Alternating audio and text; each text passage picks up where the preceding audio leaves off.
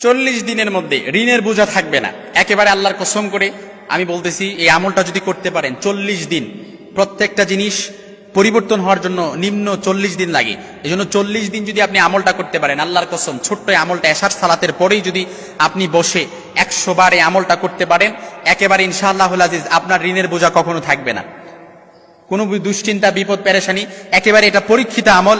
আল্লাহ রাসূল সাল্লাল্লাহু আলাইহি সাল্লাম থেকে কয়েকটা হাদিস রেফারেন্স দিয়ে আমি রিসার্চ করে খুব সুন্দরভাবে আপনাদেরকে বলতেছি। যদি প্রতিদিন এশারের সালাতের পরে আপনি যদি 40 দিন একাধারে সেই আমলটা করতে পারেন, ইনশাআল্লাহুল আজিজ, মা বোনদের জন্য কিছু ছাড় আছে, কিন্তু মোট কথা হলো যে যখনই করেন 40 দিন করতে হবে। মা বোনরা তো একাধারে 40 দিন আবার করতে পারবে না। এই জন্য 40 দিন যেভাবেই করুক, 40 দিন যদি আমলটা করতে পারে, ইনশাআল্লাহুল আজিজ, আল্লাহ তাআলা, আল্লাহর কসম করে বলছি, ইনশাআল্লাহ এই আমলটা করার কারণে আপনার ঋণের বোঝা কখনো থাকবে না। বিপদ, অভাব, অনটন, দুশ্চিন্তা, পেরেশানি তো এই ঋণের বোঝা থেকেই কিন্তু আসে।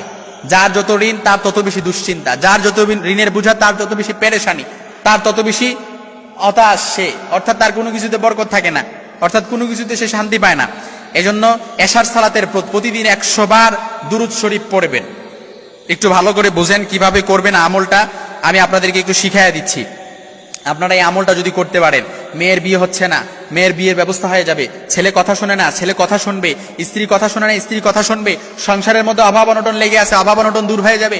বিপদ পেরেশানি আছে, বিপদ পেরেশানি দূর হয়ে যাবে। তারপর ছেলে পাত্রী খুঁজছেন, পাত্রী পাচ্ছেন না, ছেলের জন্য পাত্রী পেয়ে যাবেন। তারপর মেয়ে বিয়ে হয়েছে, এখন সংসার একদম ভাঙার ধার প্রান্তে পৌঁছে গেছে, সংসারও জোড়া লেগে যাবে। অর্থাৎ যত রকমের দুশ্চিন্তা আছে, সব দুশ্চিন্তা আল্লাহ তাআলা আপনার পক্ষ থেকে প্রোটেক্ট করবে এবং হেফাজত করবে।